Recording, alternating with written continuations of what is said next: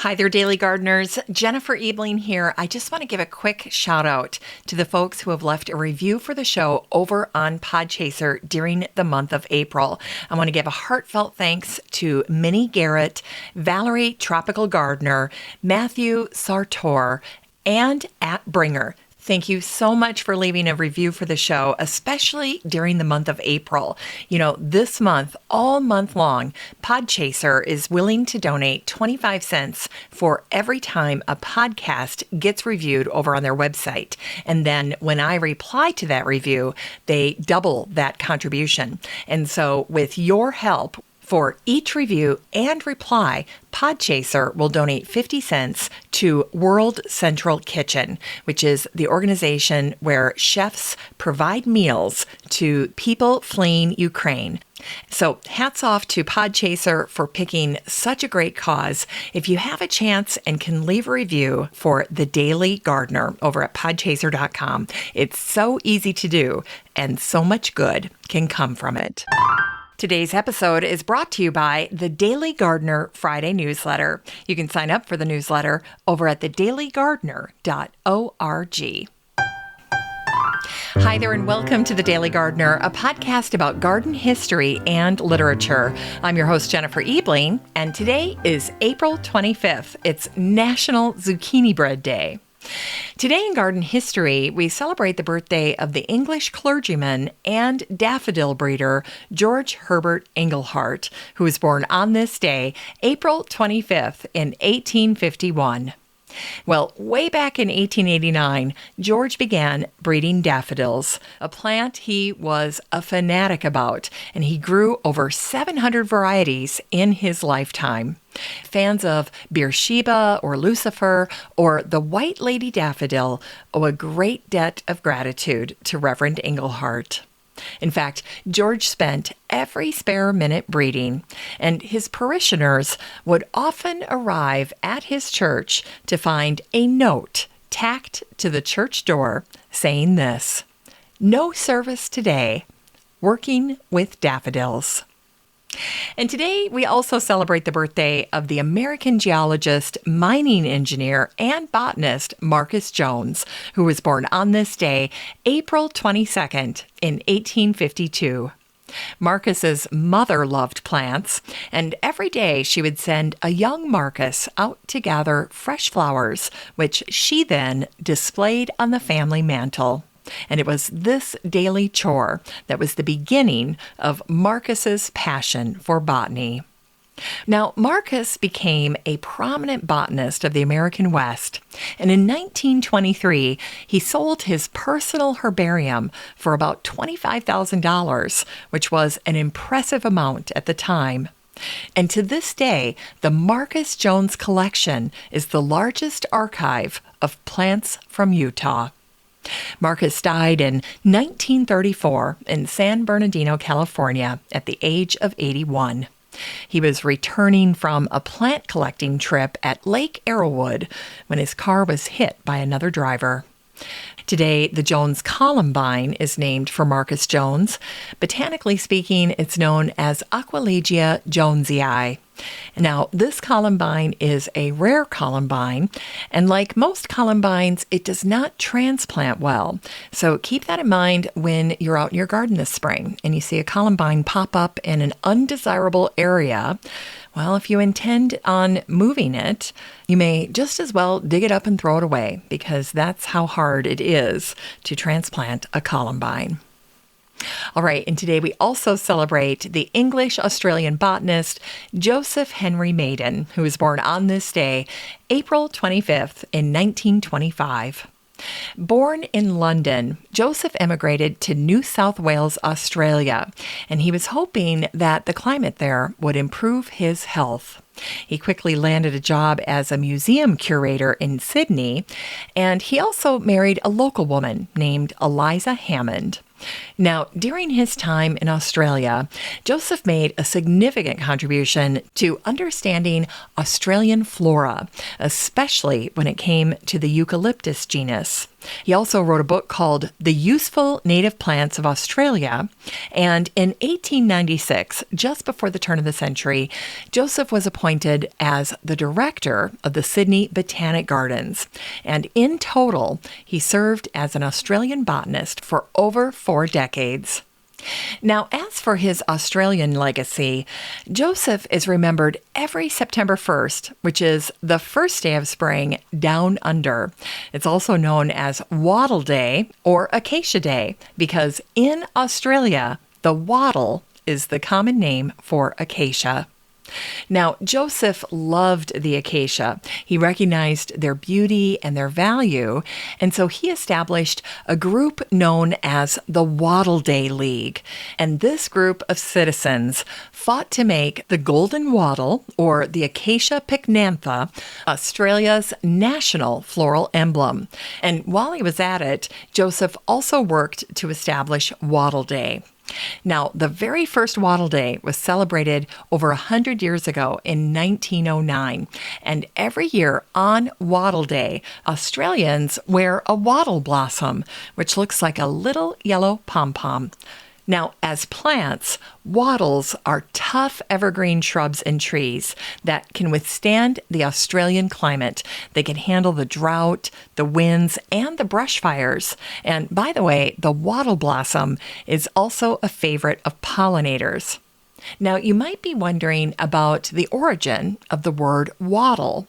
Well, it refers to an old Germanic term for weaving, and the English craft of weaving together flexible twigs and branches. And as the English were settling in Australia, they often harvested wattle or acacia and used it in their building construction. And so there you go. That's how acacias came to be called wattles. And here's a fun fact about acacia. Giraffes love to eat them, something a garden designer discovered when he designed an African landscape for Disney at one of their theme parks. He couldn't keep enough wattles or acacia growing because the giraffes would just eat them down to nothing. All right, and today we also celebrate the English poet, short story writer, and novelist Walter de la Mare, who was born on this day, April 25th in 1873. Walter is best remembered for his children's works, including his poem called Peacock Pie, which ends with these words: "Weeps she never, but sometimes sighs, and peeps at her garden with bright brown eyes. And all she has is all she needs, a poor old widow in her weeds."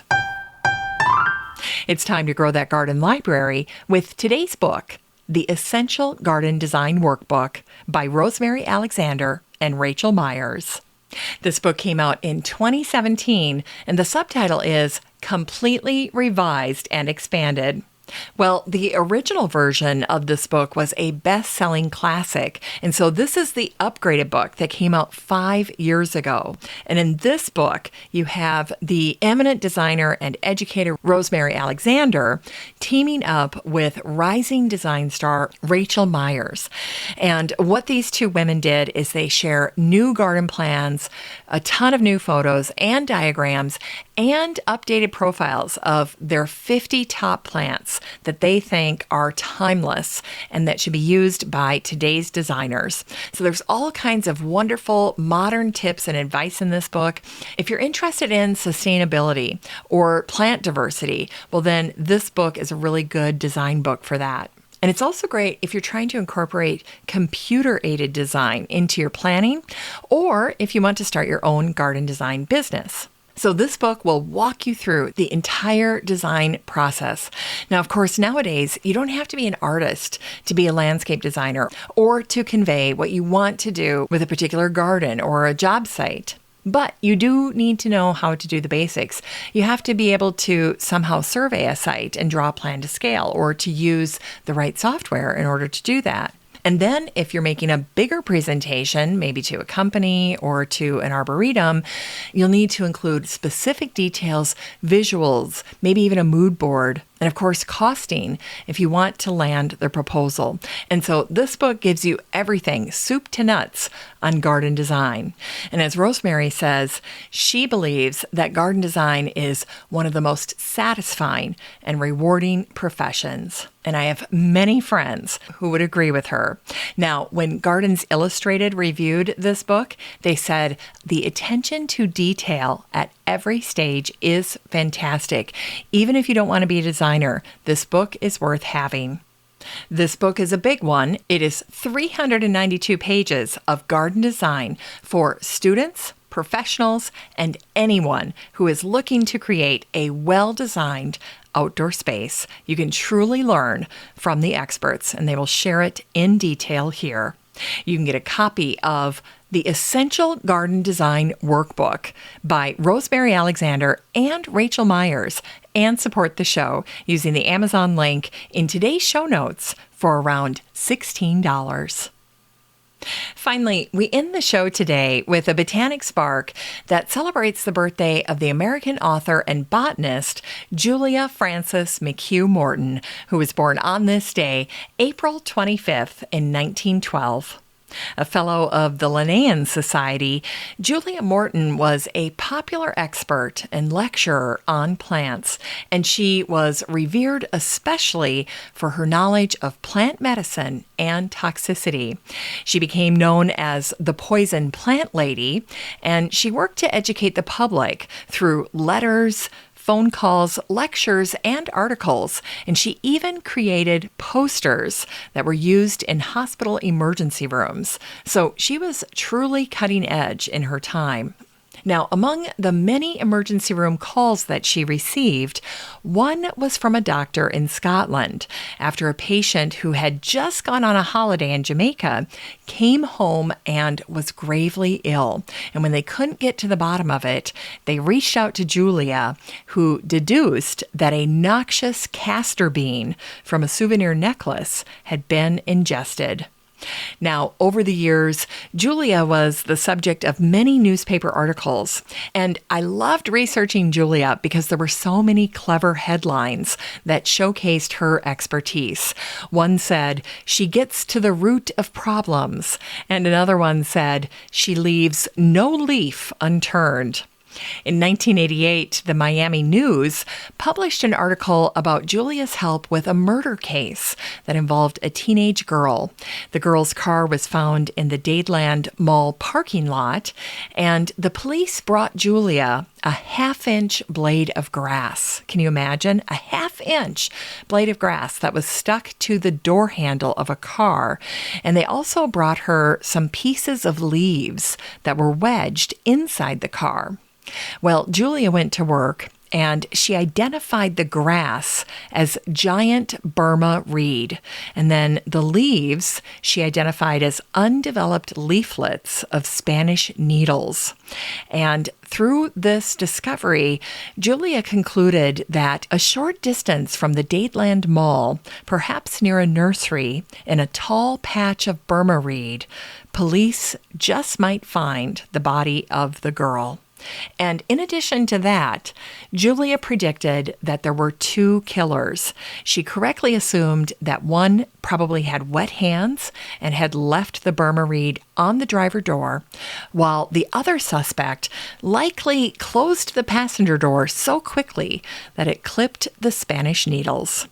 Well, Julia was totally correct, because the next morning, the police found an area that matched Julia's description, and they solved their case. Just brilliant. Well, sadly, like Marcus Jones from earlier in the show, Julia Morton died in a car accident in 1996. She was 84 years old. And I thought I'd end the show today with something rather poignant that Julia said about her work with plants. Plants are always up to something, so I don't take a vacation. I operate on solar energy. I can only stay indoors for a certain length of time. Well, that's it for today's show. Thanks for listening. And just a reminder that you have a standing invitation to join the free Facebook group for listeners of the show. The next time you're over at Facebook, just search for Daily Gardener Community, where you'd search for a friend and then request to join. And if you'd like more of The Daily Gardener, you can subscribe to the newsletter over at thedailygardener.org. And don't forget that you can also show your support for the show by using the Buy Me a Coffee link over at the website or in today's show notes. This is Jennifer Ebling. Thanks for listening to The Daily Gardener. And remember, for a happy, healthy life, garden every day.